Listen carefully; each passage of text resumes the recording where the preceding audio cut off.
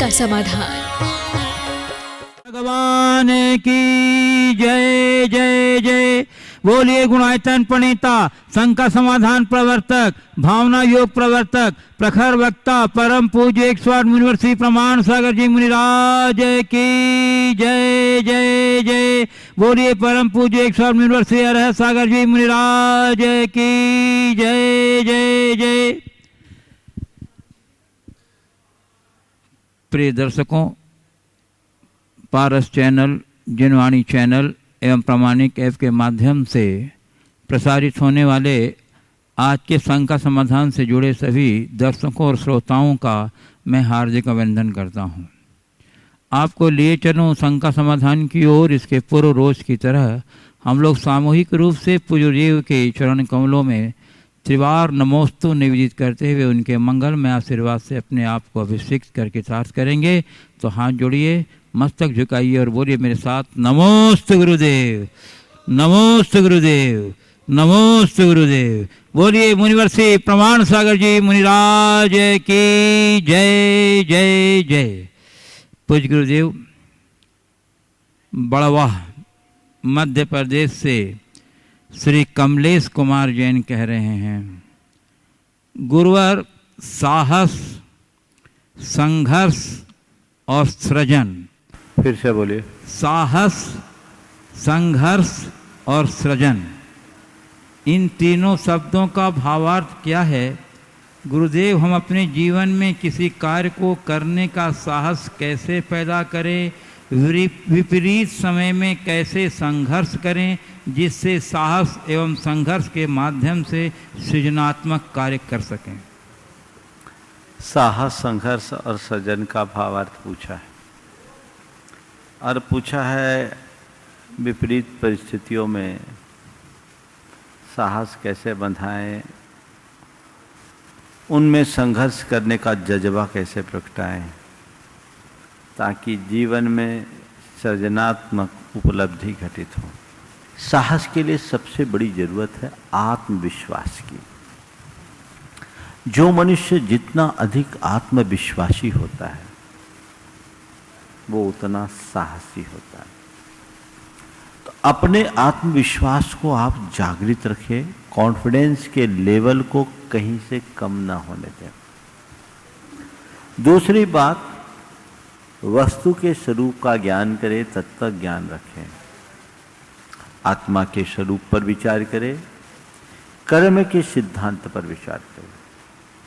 इससे न केवल आपके अंदर साहस उत्पन्न होगा अपितु संबल भी मिलेगा जो आपको संघर्ष करने की शक्ति देगा। जीवन में चाहे जैसी चुनौतियां क्यों ना आए, घबराओ मत। मन में एक बात रखो कि रात के बाद प्रभात होगा, अंधेरे के बाद उजाला होगा, दुख के बाद सुख आएगा, संघर्ष के बाद हर्ष होगा। मुझे आगे बढ़ना है तो मुझे चलना तो पड़ेगा ही। अगर आपके मन में ये श्रद्धा जम गई तो चाहे जैसी चुनौतियां हो, चाहे जितना या चाहे जैसा संघर्ष क्यों ना हो, मन विचलित नहीं होगा, मन में स्थिरता होगी और जीवन को सही दिशा मिलेगी। और ऐसा करने वाले व्यक्ति ही जीवन में कोई सृजनात्मक उपलब्धियां कर सकते। तो आगे बढ़ने के लिए साहस चाहिए, सृजन चाहिए, साहस चाहिए और संघर्ष चाहिए। लेकिन इन सब के लिए एक सबसे बड़ा तत्व है, वह है संकल्प। जब तक आपका वज्र संकल्प न हो, दृढ़ संकल्प न हो, तब तक आप कुछ भी नहीं कर सकते। संकल्प से सिद्धि होती है। तो हम दृढ़ संकल्पी बनकर साहस के साथ जो भी चुनौतियां आए उनका सामना करें, संघर्ष करें और आगे बढ़े तो जीवन में अच्छा सृजन कर सकेंगे। पूज्य गुरुदेव, रीठी जिला कटनी मध्य प्रदेश से अनिल जैन बब्बू चाचा कह रहे हैं गुरुदेव, जीवन की सफलता क्या है और उसे कैसे जीना चाहिए? देखिए, सफलता की व्याख्या सबने अपने अपने तरीके से की। सफलता की परिभाषा एक पंक्ति में यूं की जा सकती है, किसी अनुबंधित लक्ष्य को प्राप्त कर लेना सफलता है। जिसका जो लक्ष्य है, विद्यार्थी का लक्ष्य है सबसे पहले एक अच्छे स्कूल में एडमिशन मिलना, मिल गया, एक सफलता। अच्छे नंबर से पास होना, मेरिट में आना, दूसरी सफलता। प्रतियोगी परीक्षाओं में पास हो जाना, तीसरी सफलता। पढ़ाई पूरी करके अच्छी जॉब और अच्छा पैकेज पा जाना, चौथी सफलता। अच्छे से शादी विवाह हो जाना, पांचवी सफलता। फैमिली को सेट कर देना, छठवीं सफलता। समाज में नाम हो जाना, सातवीं सफलता। न जाने कितने प्रकार की सफलता है। ये वो सफलता है जो हर व्यक्ति के जीवन में अलग अलग रूपों में दिखाई पड़ती है। जिस व्यक्ति का जैसा लक्ष्य होता है, उसके जीवन में सफलता की वैसी ही परिभाषा बन जाती है। लेकिन मुझसे अगर आप पूछो तो मेरी राय में सफलता का मतलब जीवन की हर स्थिति में स्थिरता बनाए रखने की क्षमता विकसित करना ही सच्ची सफलता है। जो हर पल मन में प्रसन्नता को जीवित रखे, वो सफलता है। बाकी सफलता नाम की है। पूज्य गुरुदेव, रीठी से ही कटनी मध्य प्रदेश से मयूरी जैन कह रही हैं, मेरी शंका यह है कि अगर अज्ञान का बोध ना हो तो क्या ज्ञान ही बाधा बन जाता है? कृपया समाधान करें। अज्ञान का बोध न हो तो क्या ज्ञान ही बाधा बन जाता है? निश्चित। ज्ञान यदि सही दिशा में न हो और ज्ञान के नाम पर भ्रम पाल ले तो बड़ा भयानक है। हमारे गुरुदेव ने बहुत अच्छी बात लिखी, ज्ञान दुख का मूल है। ध्यान से सुनना, ज्ञान दुख का मूल है, ज्ञान ही भाव का कुल। राग सहित प्रतिकूल है, राग रहित अनुकूल। अगर हमारे ज्ञान की दिशा रागान्वित है, रागात्मक है, तो प्रतिकूल है।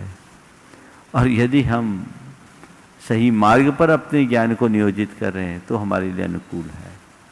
तो बिल्कुल अज्ञान के बोध के बिना ज्ञान हमारे लिए बाधा बनता है, क्योंकि हमारे अंदर ज्ञान का अहंकार उत्पन्न हो जाता है, जो हमारे जीवन का सबसे बड़ा अवरोध है। पूज्य गुरुदेव, निम्बाहेड़ा राजस्थान से दिशा जैन कह रही हैं, गुरुदेव, स्वाद और विवाद दोनों को छोड़ देना चाहिए। स्वाद छोड़ो तो शरीर को फायदा, और विवाद छोड़ो तो संबंधों में फायदा। तो गुरुवर, स्वाद और विवाद से कैसे बचें, कैसे अपने जीवन को नई राह दिखाएं? स्वाद और विवाद बिल्कुल दोनों को छोड़ना चाहिए। आपने पूछा स्वाद और विवाद से कैसे बचें, तो देखिए, स्वाद से बचना है तो स्वास्थ्य को ध्यान में रखो। अगर स्वास्थ्य को ध्यान में रख करके चलोगे तो स्वाद की लिप्सा मन में कभी नहीं आएगी। और विवाद से बचना है तो संवाद को अपनाना शुरू कर दो। संवाद और विवाद में बड़ा मौलिक अंतर है।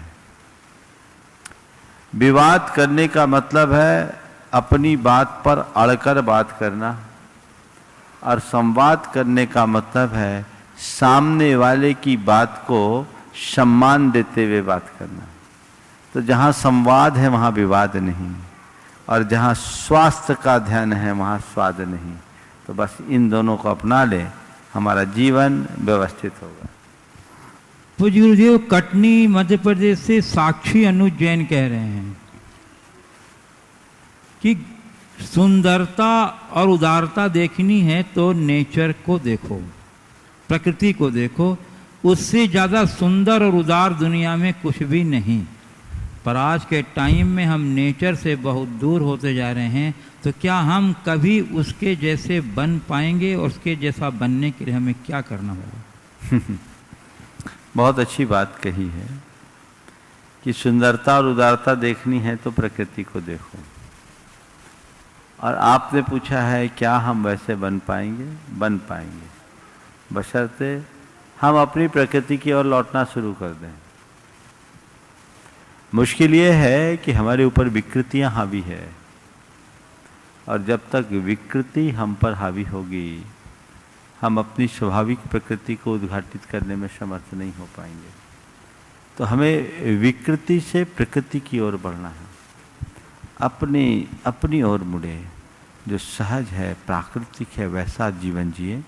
जीवन में कृत्रिमता को स्थान देना बंद कर दें, सहजता को आत्मसात करना शुरू कर दें, तो ये सब चीज़ें सहज गम्य होगी। पूज्य गुरुदेव, गढ़ा कोटा जिला सागर मध्य प्रदेश से श्री प्रवीण सिंह गई कह रहे हैं, गुरुवर कहा गया है कि हरि रूठे गुरु ठौर है और गुरु रूठे नहीं ठौर। तो गुरुदेव, हरि के रूठने का और गुरु के रूठने का तात्पर्य क्या है? और गुरुदेव, गुरु रूठे नहीं, इसके लिए शिष्य के रूप में मुझे इसमें कौन सी योग्यता होनी चाहिए? देखिए, हरि रूठे गुरु ठौर है, गुरु रूठे नहीं ठौर। इसका तात्पर्य यह है कि कदाचित भगवान तुमसे नाराज हो जाए, हालांकि भगवान नाराज नहीं होते, तो भी गुरु बात संभाल लेंगे, वो तुम्हें प्रभु के निकट पहुंचा देंगे। लेकिन गुरु से ही अगर तुम्हारा कनेक्शन कट गया तो फिर तुम्हारे लिए कोई ठौर ठिकाना नहीं है, कोई संभालने वाला नहीं है। इसलिए जीवन पर्यंत गुरु के प्रति शरणागत रहो। जहां तक सवाल गुरु के रूठने और मनाने का है, तो सदगुरु रूठते नहीं है और न सदगुरु को मनाने की जरूरत है। लेकिन जिन्हें हमने सदगुरु के रूप में स्वीकार किया है, उनके प्रति हमारा समर्पण भाव बना रहना चाहिए।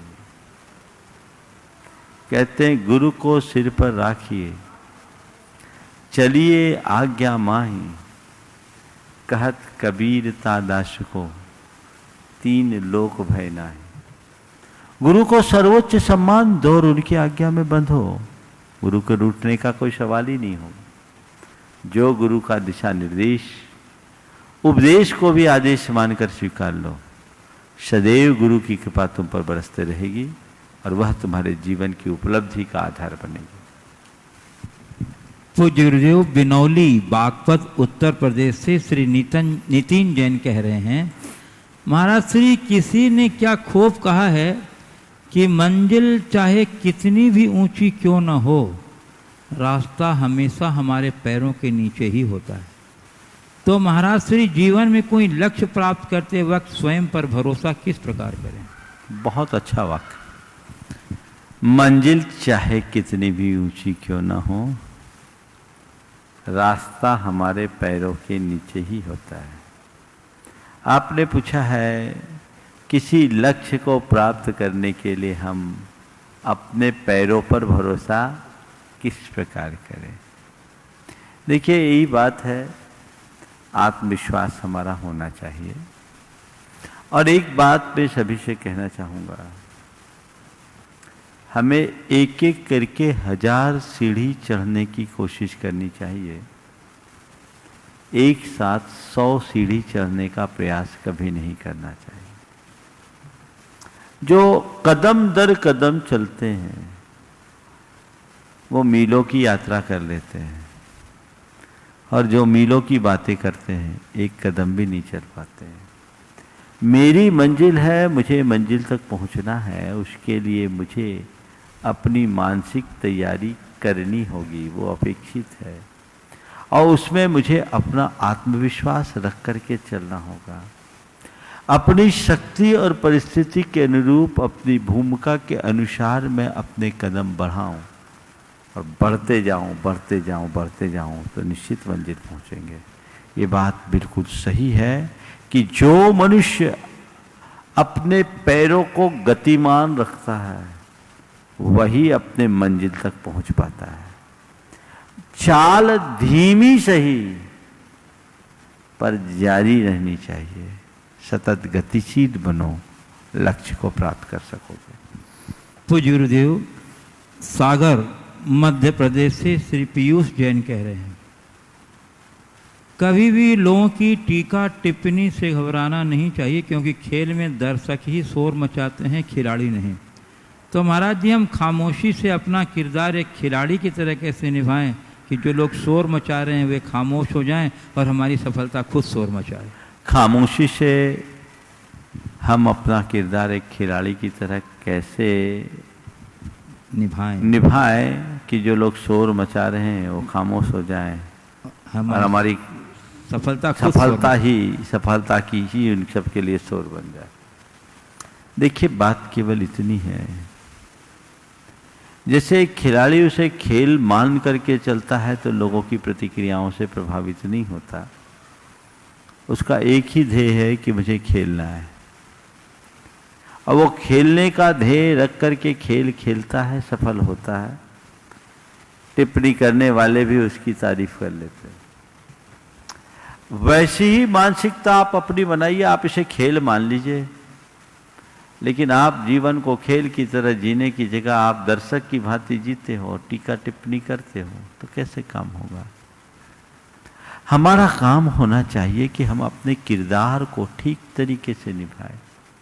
सबको एक खेल मानो, और खेल में तय है एक जीतेगा एक हारेगा।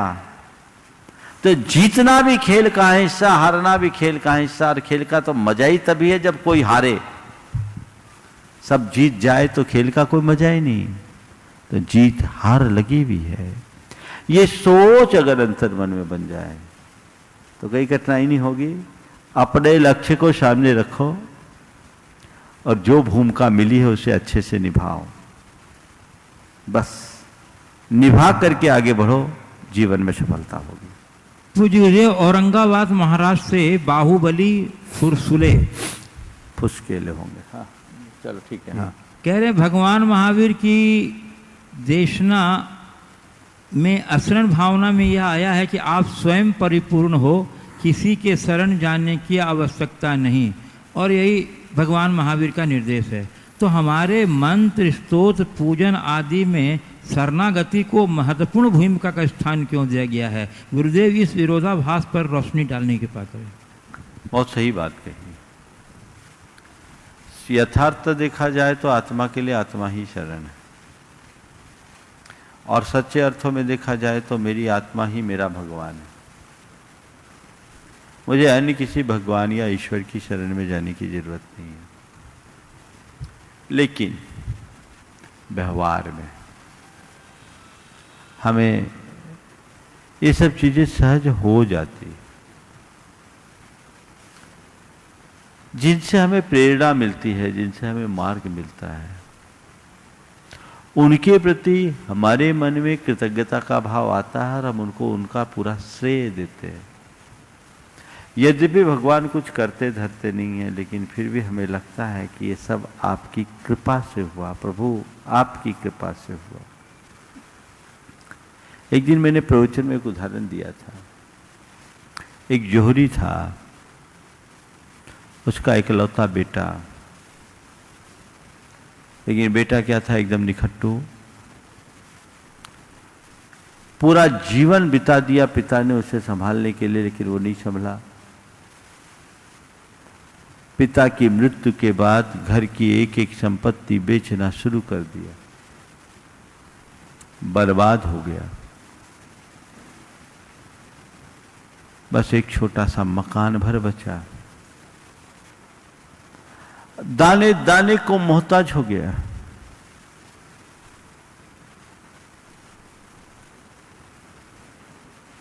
और तब वो अपने पिता के मित्र के पास पहुंचा। कहा, चाचा बड़ा बुरा हाल है, बड़ा बुरा हाल है, खाने के लिए दाना नहीं है, कुछ उपाय कर दो। उसके चाचा ने उसे समझाते हुए कहा, अरे तू तो आज भी करोड़पति है और तू इतना दीनहीन बनकर क्या है? निकार है तुझे, तू तो करोड़पति है, करोड़पति। अरे चाचा मेरे पास तो कुछ नहीं, खाने की भी जुगाड़ नहीं, करोड़पति। मैं कह रहा हूं, तेरे से मजाक नहीं कर रहा, जा अपने घर का दक्षिणी कोना खोद। चाचा जैसे तैसे तो टूटा सा मकान पड़ा है, उसको भी खुदवा दोगे तो बचेगा क्या? मैं जो तुझे कह रहा हूं, तू जा खोद तो देख, फिर मुझसे बात करना। घर गया, थोड़ा खोदा कि नीचे तहखाना निकल गया और तहखाना में रत्नों के पिटारे भरे पड़े थे। उल्टे पांव लौटा, बोला, चाचा आइए, चलिए, संभालिए अपनी चीज। क्या? बोले, आपने मुझे निहाल कर दिया, आपने मुझे माला माल कर दिया, आप नहीं होते तो मैं तो ये मकान बेचने वाला था। ये सब आपकी देन है, ये आपका किया हुआ, ये आपके कारण हुआ। मैं आपके प्रति कितनी कृतज्ञता करूं? आपने तो मेरा उद्धार कर दिया, आपने मेरा बेड़ा पार कर दिया। बोलो, ऐसे उद्गार निकलेंगे कि नहीं? निकलेंगे ना, स्वाभाविक है। तो उसके चाचा ने उसको कुछ दिया क्या? दिया तो कुछ नहीं, पर जिसका उसे पता नहीं था उसका उसने पता बता दिया। पता बताया, नतीजा ऐसा आ गया। तो बस यही भूमिका भगवान की होती है। जब भगवान की शरण में हम जाते हैं, भगवान हमें कुछ देते नहीं, पर भगवान के माध्यम से हमें अपनी असली संपत्ति का पता लगता है, तो हमारे हृदय के उद्गार बन जाते हैं, प्रभु आपने मेरा बेड़ा पार कर दिया, आपने मेरा उद्धार कर दिया, आप मेरे तारणहार हो, आप मेरे पालनहार हो, आप ही मेरे शरण हो।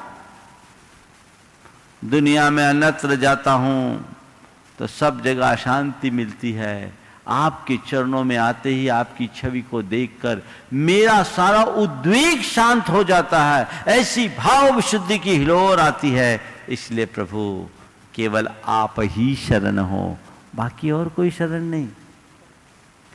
ऐसा कहने में क्या कठिनाई है? ऐसी कोई बात है क्या? बस यही व्यवहार की बात है। लेकिन इसका अर्थ ये नहीं समझना कि कोई भगवान या भगवान जैसी शक्ति हमें मरने से बचा लेंगे।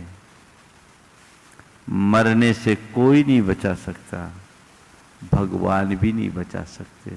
हाँ, मृत्यु के आतंक से जरूर बच सकते हैं। हाँ प्रभु, आपकी शरण में आने से पहले मैं मौत से घबराता था, अब मृत्यु की अनिवार्यता को मैंने समझ लिया है और अब मुझे कोई भय नहीं, कोई खौफ नहीं, कोई डर नहीं, कोई चिंता नहीं। आपकी शरण का ये प्रताप है, ये व्यवहार की शरण है।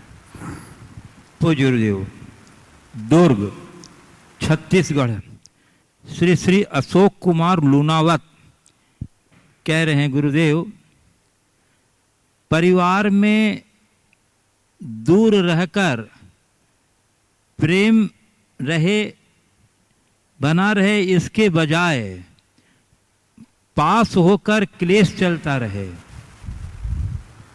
तो क्या ये उचित है? अगर नहीं तो हम किस तरह से इसको सुधार सकते हैं? कृपया समाधान करें। दूर रहकर प्रेम बना रहे वो अच्छा है या पास रहकर क्लेश? भैया मैं तो ये कहता हूँ, दूर रहकर के प्रेम है तो वो प्रेम अच्छा है, पास रहकर क्लेश करने की अपेक्षा। पर मैं तो इतना ही कहूँगा, अगर इतने प्रेम के प्रेमी हों तो पास रह कर के भी प्रेम करना सीख लो ना, समस्या ही हल हो जाएगी। परिस्थिति तुम्हें दूर करे, और तुम्हारा प्रेम जीवित रहे तो बहुत अच्छी बात है। लेकिन साथ रहना और प्रेम खो जाए तो इससे बड़ी बेवकूफ़ी कुछ नहीं। प्रेम हमारे जीवन की सबसे बड़ी संपत्ति है और हमें हमेशा उस प्रेम को जीवित रखने का प्रयत्न करना चाहिए। यदि मनुष्य अपनी सोच को थोड़ी उदार बना ले, जीवन में सकारात्मकता ले आए, तो हर व्यक्ति के हृदय में प्रेम आ सकता है। अपने अहम को विसर्जित करने की क्षमता विकसित कर ले तो हम अपने भीतर उस प्रेम को उद्घाटित कर सकते हैं। तो प्रेम को जीवित रखने का प्रयत्न करें।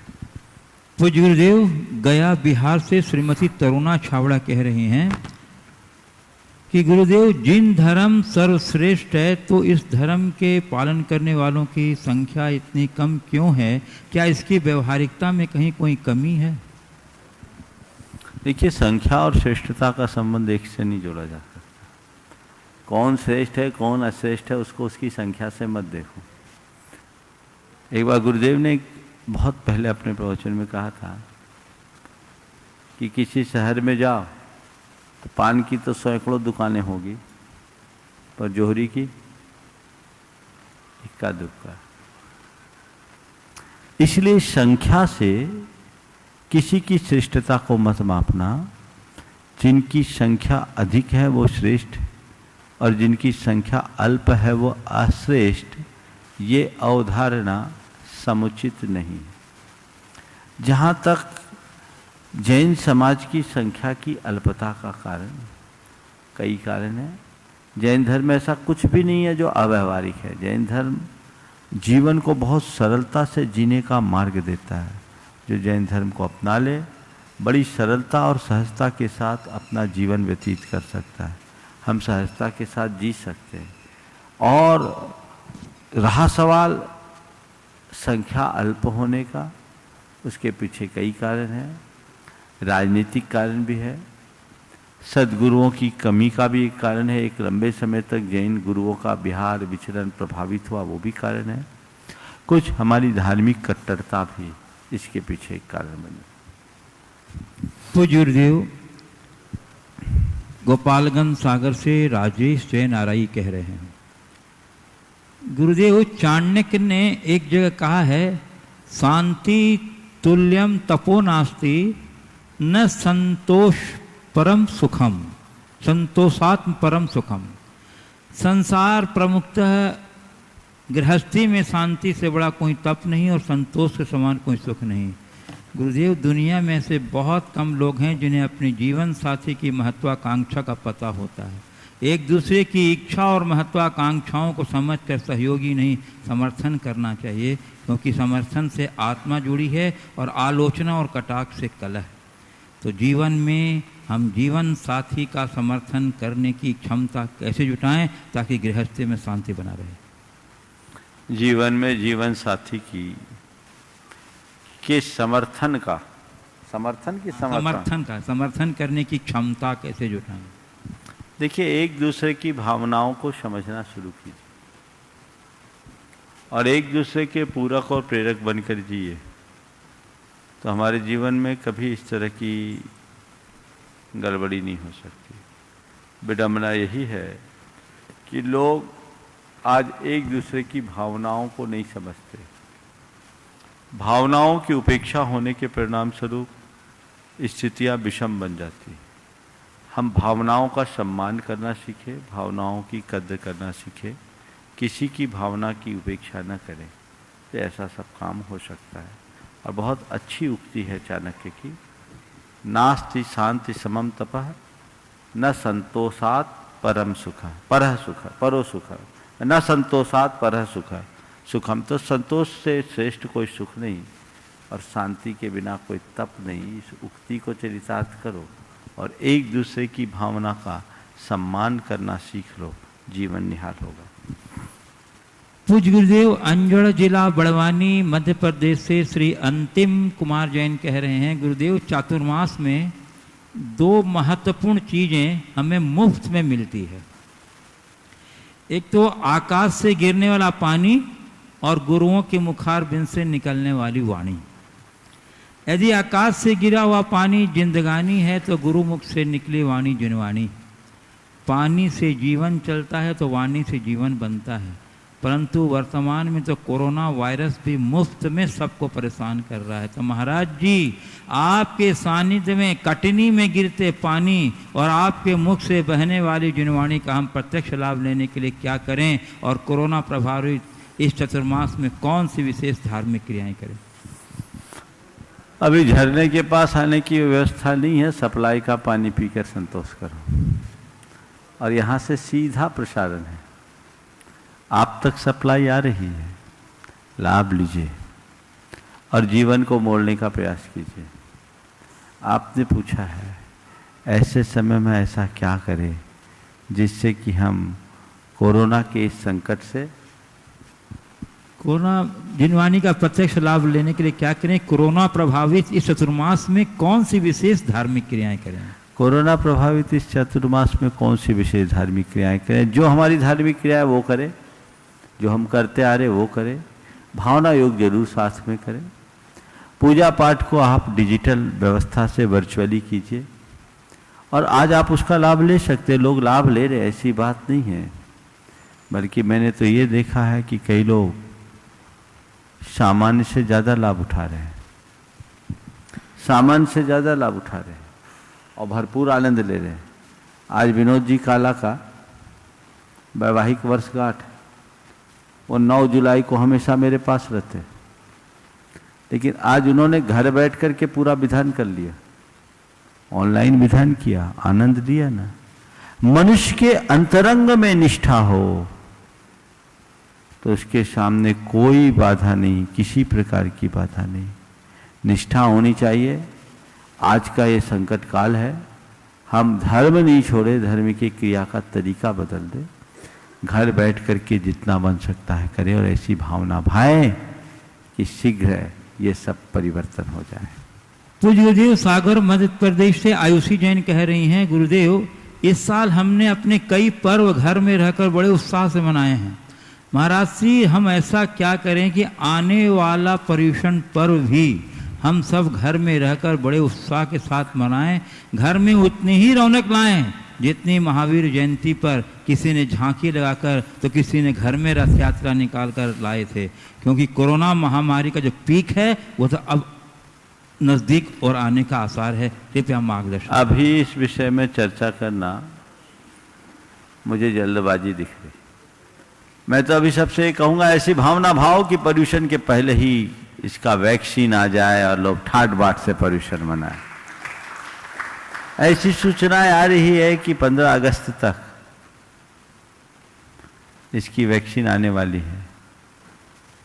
15 अगस्त तक वैक्सीन आने वाली है, तो वैक्सीन आने की इंतजार करें, भावना भाई। अगर वैक्सीन बाजार में आ जाए तो हमारा पर्यूषण बड़े आनंद के साथ होगा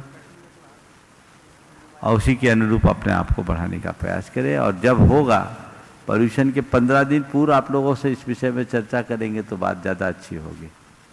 तो गुरुदेव, कटनी से सुरभि सतीश जैन पाटन परिवार कह रहे हैं गुरुदेव कि पुरातन की आधुनिक व्याख्या करके युवा पीढ़ी की भौतिक मानसिकता को धर्ममुखी कैसे बनाया जा सकता है? पुरातन की आधुनिक व्याख्या करके युवा पीढ़ी की भौतिक मानसिकता को धर्मोन्मुखी कैसे बनाया जाए? देखिए, हमेशा पुरातन की आधुनिक व्याख्या हुई है और हम लोगों को करना ही चाहिए। धर्म को जीवन व्यवहारोपयोगी तरीके से व्याख्यायित करना चाहिए, उसकी जटिलताओं को हमें मुक्त करना चाहिए।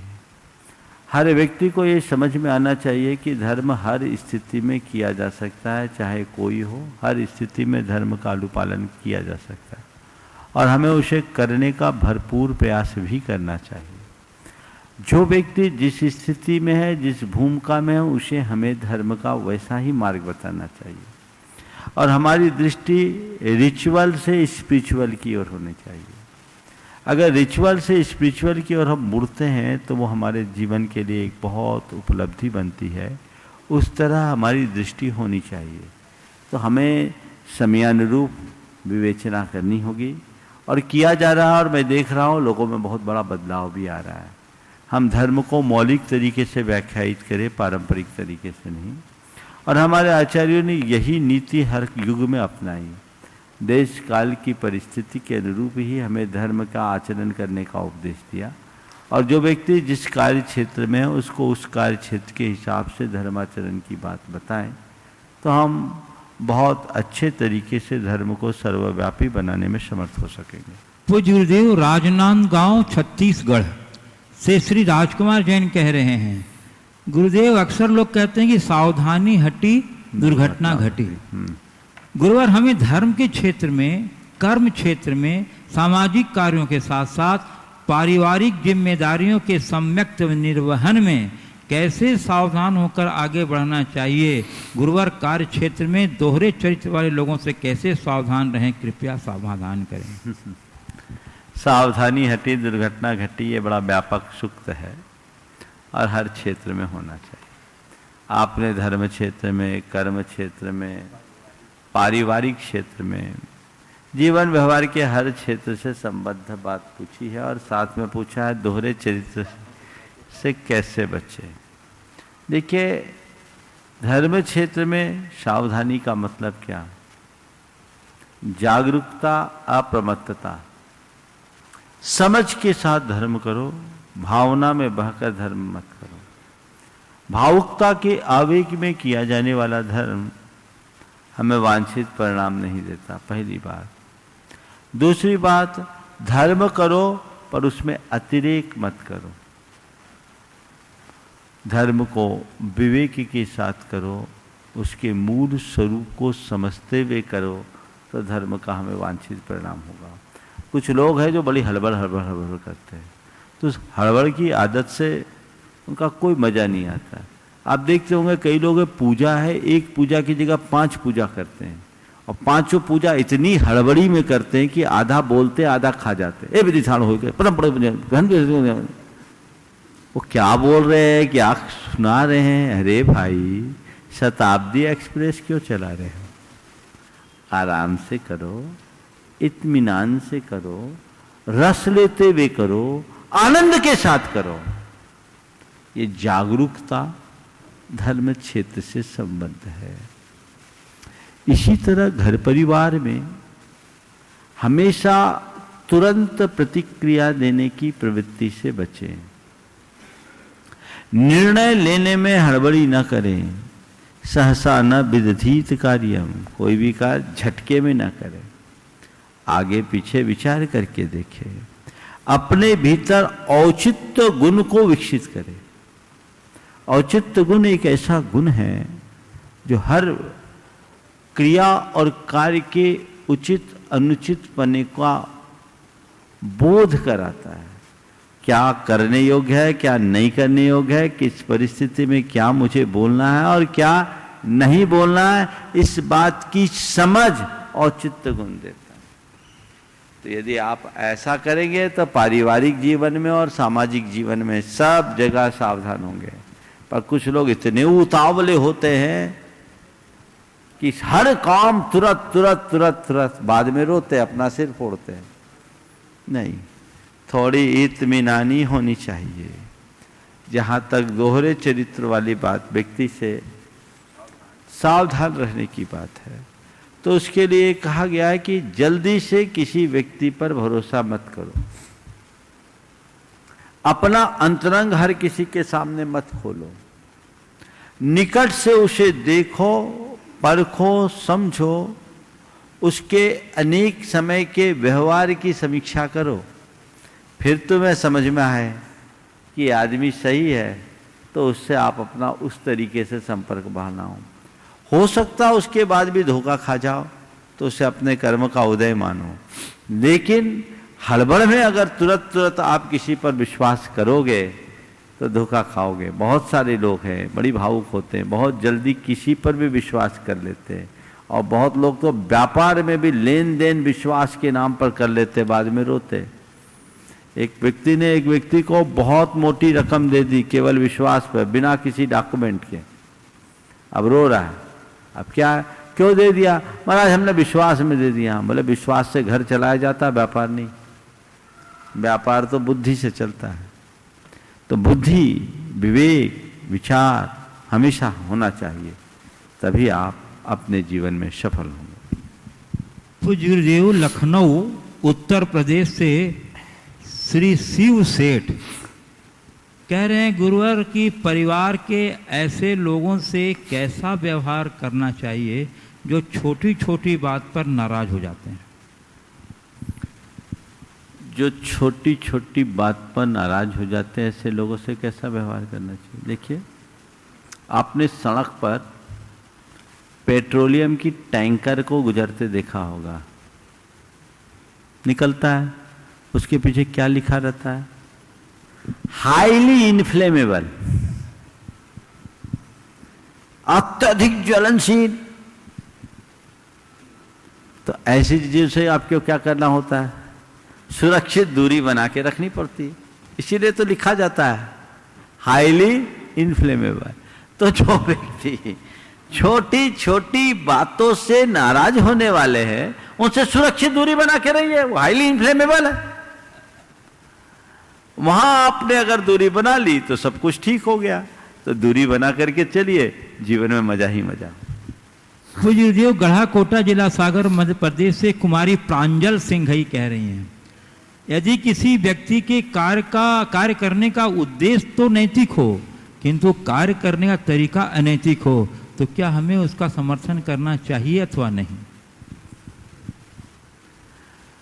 कार्य करने का उद्देश्य नैतिक और तरीका अनैतिक, तो उस व्यक्ति को हमें कार्य करना चाहिए नहीं। देखिए, साधन की शुद्धि से साध्य की शुद्धि पर ध्यान देना चाहिए। आपका उद्देश्य कितना भी अच्छा हो, उसका तरीका भी अच्छा होना चाहिए। अनैतिक तरीके से आप अच्छे कार्यों की उपलब्धि नहीं कर सकते। इसलिए हमें हर कार्य को नैतिक तरीके से ही संपन्न करना चाहिए। तो गुरुदेव, इंदौर मध्य प्रदेश से श्रीमती प्रियंका महेंद्र जैन कह रहे हैं, जब अन्य व्यक्ति को हमसे कोई कार्य होता है तब उस व्यक्ति के हमारे प्रति अलग भाव होते हैं, और इसके विपरीत यदि हमें उस व्यक्ति से कार्य हो तो उसका हमारे प्रति अलग भाव होता है। तो महाराज जी, ये भावों में अंतर स्वार्थवश होता है या मनुष्य का वास्तविक स्वभाव है? कृपया मार्गदर्शन। ये तो दुनिया का दस्तूर है। मौका पड़ने पर गधे को बाप, और मतलब निकल जाने को बाप को गधा। मतलब निकल जाने के बाद बाप को गधा बना देते लोग। ये मनुष्य की स्वार्थपरता का विकृत उदाहरण है। हमें ऐसी प्रवृत्तियों से बचना चाहिए। पूज्य गुरुदेव, गुणायतन के यशस्वी एवं कर्मठ अध्यक्ष श्री विनोद किरण काला, कोलकाता, पश्चिम बंगाल, कह रहे हैं, गुरुदेव, आज हम लोगों के विवाह की 52वीं वर्षगांठ है। प्रतिवर्ष मैं इस तिथि में आपके चरण सानिध्य में रहकर आपके आशीर्वाद के छांव तले विधान, शांति धारा आदि करके कृतार्थ होता था, परंतु इस वर्ष वैश्विक महामारी के कारण यह सुयोग नहीं बन सका। मैंने इस वर्ष शिखर जी स्थित गुणायतन में रहकर शांति धारा विवाह आदि संपन्न किया है। गुणायतन में रहकर? हाँ, वहाँ शांति धारा विवाह आदि संपन्न किया है। हाँ? गुणायतन विवाह की विधान शांति धारा विधान आदि गुणायतन में रखे कि घर से? ओ, क्या किया? देखो, उन्होंने गुणायतन में विधान कराया और घर से ऑनलाइन सम्मिलित हुए। लिखने में गलती हो गई और विधान को विवाह कह रहे हैं। तदर्थ आपके आशीर्वाद की मंगल कामना है तथा मेरी एक जिज्ञासा है, क्या घर में रहकर मोक्ष मार्ग प्रशस्त किया जा सकता है या इसके लिए गृह त्याग आवश्यक है? देखिए, बहुत अच्छी बात। सबसे पहले तो मैं विनोद जी और उनकी धर्मपत्नी को आशीर्वाद देता हूं कि वे अपने इसी तरह धर्म मार्ग में लगे रहे और जिन शासन की सेवा करें।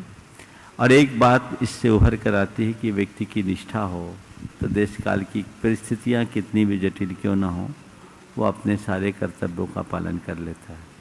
अभी एक प्रश्न के उत्तर में मैंने इस बात का जिक्र किया भी था कि आज उन्होंने घर पे रहकर ऑनलाइन विधान किया। मन था यहाँ आने का, यहाँ नहीं आ पाए, हर साल आते थे, तो सोचा चलो गुणायतन में विधान करा ले। विधान गुणायतन भी हुआ, अर्घ उनके घर में चढ़ा और उसमें उन्होंने अपने सारे परिचितों और मित्रों को भी सम्मिलित किया। तो एक प्रक्रिया है, जब तक ऐसी आपात स्थिति है लोगों को अपना धर्म ध्यान इस तरीके से टेक्नोलॉजी के माध्यम से कर लेना चाहिए।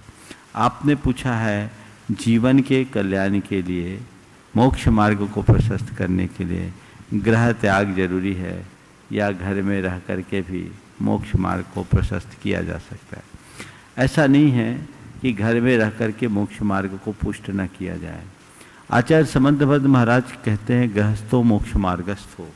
गृहस्थ भी मोक्ष मार्गस्थ हो सकता है यदि वो मोह रहित हो। अगर उसके अंदर विवेक वृद्धि है, भेद विज्ञान जागृत है, तो गृहस्थ होकर के भी मोक्ष मार्गी बन सकता है। हाँ, लेकिन मोक्ष मार्ग को और आगे बढ़ाने के लिए हमें घर के जंजाल से बाहर आना चाहिए, क्योंकि घर में बहुत सारे ऐसे निमित्त होते हैं जो हमारे मन में विकल्प उत्पन्न करते हैं और उन विकल्पों से हमारा चित्त अशांत होता है। हमें ऐसे विकल्पों से बचना चाहिए। समाधि करनी है तो अंत के पहले घर छोड़ने का भाव बना लेना। आपको एक बात बताऊं, घर छोड़ने की बात तो बहुत दूर की बात। मुनियों को और आचार्यों को भी ये लिखा है कि अगर तुम अपनी उत्कृष्ट समाधि करना चाहते तो संग छोड़ देना। अपने संग को छोड़कर परगण में जाओगे तब तुम सही समाधि करा पाओगे, अन्यथा नहीं।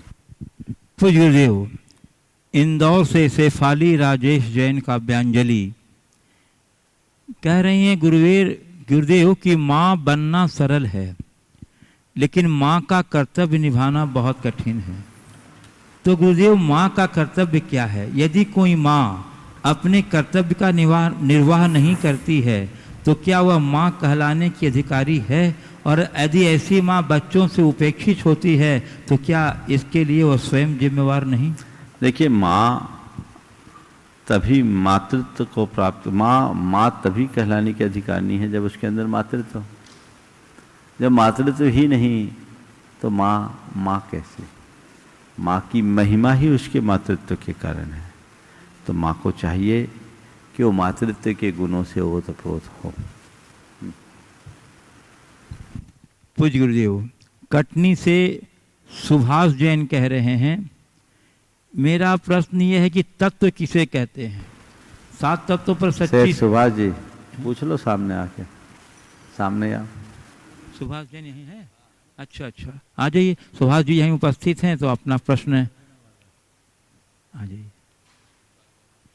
इसके बाद श्रीमती पुष्पलता जैन बीना से गुरुदेव कह रही हैं, व्यक्ति को समग्र सुख पाने के लिए शरीर, मन, बुद्धि और आत्मा, इन चारों का सुख आवश्यक है। इन चारों में कैसे सामंजस्य बनाएं जिससे चारों सुख में संतुलन बना रहे?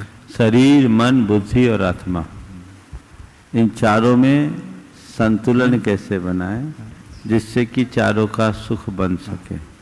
देखिए, मन को नियंत्रित कर लो, मन को वश में कर लो तो हम शरीर को भी स्वस्थ रख पाएंगे, शरीर के प्रति जागरूक रह पाएंगे। और मन नियंत्रण में होगा तो इंद्रियां भी नियंत्रित होगी, और मन और इंद्रिय नियंत्रित हो तो आत्मा हमारी अपने आप प्रशस्त होगी। हाँ, सुभाष जी।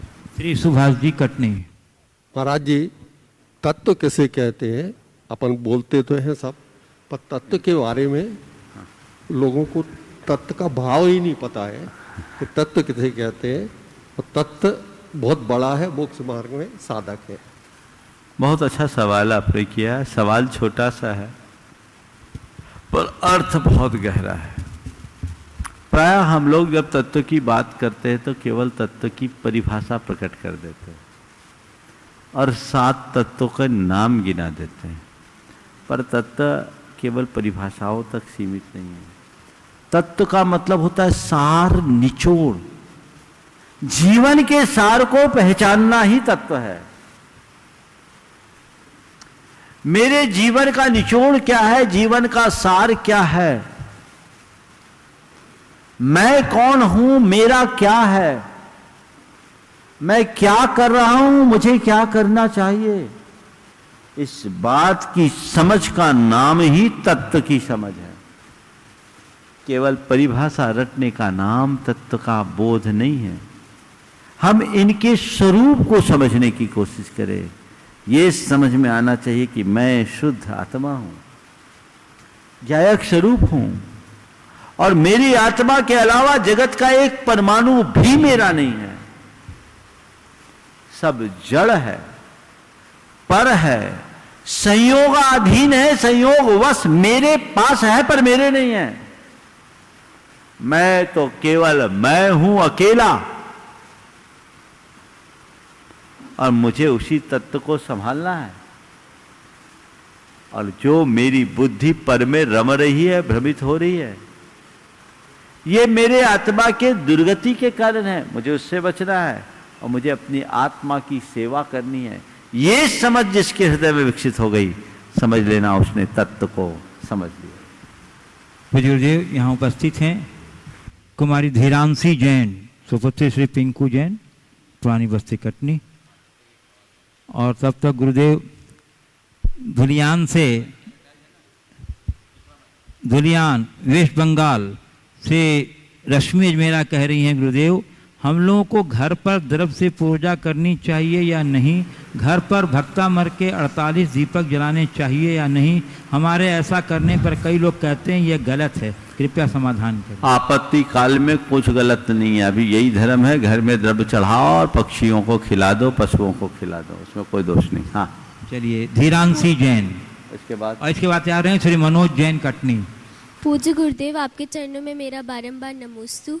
गुरुदेव, मेरी ये जिज्ञासा है कि मुझे धर्म क्रियाएं करने में बहुत रुचि रहती है, तो मैं ये जानना चाहती हूँ कि ये मेरे पूर्व भव के संस्कारों के कारण है या मेरे पारिवारिक माहौल के कारण। मेरी ये रुचि बनी रहे, घटे नहीं, इसके लिए क्या करना चाहिए? बहुत अच्छा सवाल किया छोटी सी बिटिया ने। मेरी धर्म में रुचि बहुत रहती है। खड़े रहो बेटा, खड़े रहो। मेरी धर्म में रुचि बहुत होती है, और ये मेरे पूर्व जन्म के संस्कारों के कारण है या घर के धार्मिक वातावरण के कारण। और ये रुचि बनी रहे, इसके लिए मैं क्या करूं? देखो, इसमें दोनों कारण हैं।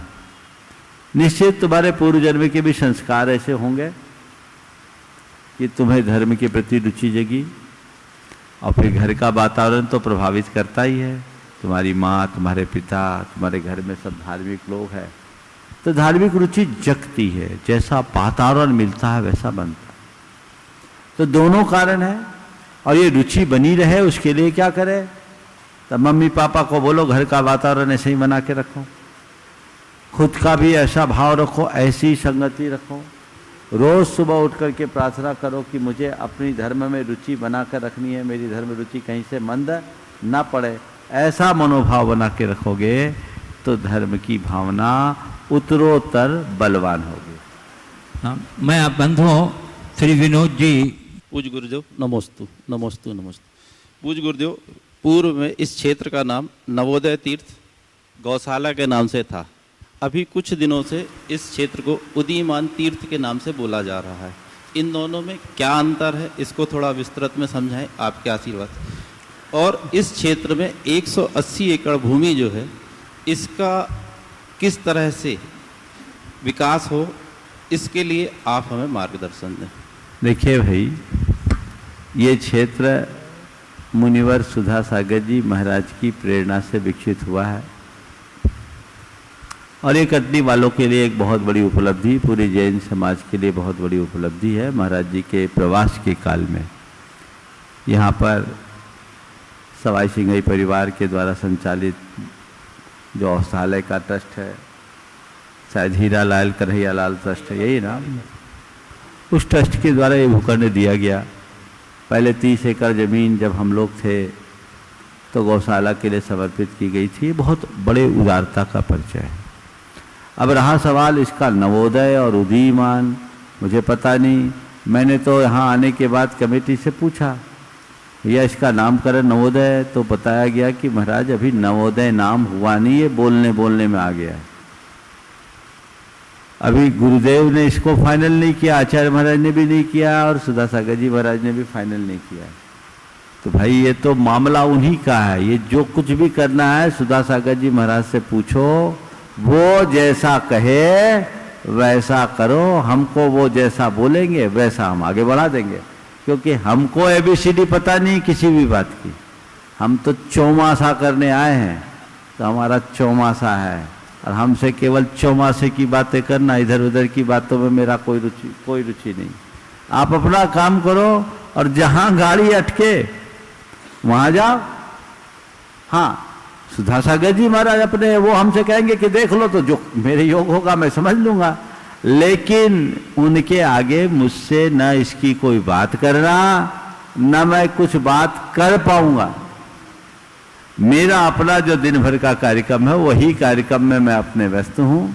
क्षेत्र का विकास हो, सर्वतोमुखी विकास हो, समाज उसके लिए पहल करे, आगे बढ़े, ये अच्छी बात है, ऐसा प्रयास करना चाहिए। अब आपने ये जो बातें की है, महाराज जी 8 साल पहले कहे, देखा विकास हो रहा है, इतना बड़ा ये संतशाला का निर्माण हो गया, आहारशाला का निर्माण हो गया। ये निर्माण नहीं होता तो हम लोग यहाँ कहाँ रहते हैं, आप चातुर्मास कैसे कराते। 3 बृहद जिनालयों का निर्माण हो रहा है, विकासोन्मुखी है, धीरे धीरे विकसित होगा। लेकिन मैं एक ही बात कहता हूँ, जैसा महाराज कहे समाज वैसा ही करे। बंधुओं, श्री विनोद कुमार जी काला जगुनायतन के शास्त्रीय कर्मठ अध्यक्ष हैं। उन्होंने आज अपनी विवाह की 52वीं वर्षगांठ के उपलक्ष्य में जीव दया के लिए उन्होंने 52,000 रुपये की राशि की घोषणा की, यहाँ की कटनी की गौशाला के लिए। और आज प्रातःकाल यहाँ भी शांति धारा उनके आग्रह से संपन्न हुआ। उस उपलक्ष्य में उन्होंने 51,000 रुपये, यहाँ ये 52,000 रुपये की राशि प्रदान करने की घोषणा की है। हम उनके उदारता का बहुत बहुत सम्मान करते हैं। इस सत्र को यहीं पर विराम। बोलो परम पूज्याचार्य गुरु श्री विद्यासागर जी महाराज की। बोलिए मुनि श्री प्रमाण सागर जी महाराज की जय। बोलिए मुनि श्री अरहत सागर जी महाराज की जय।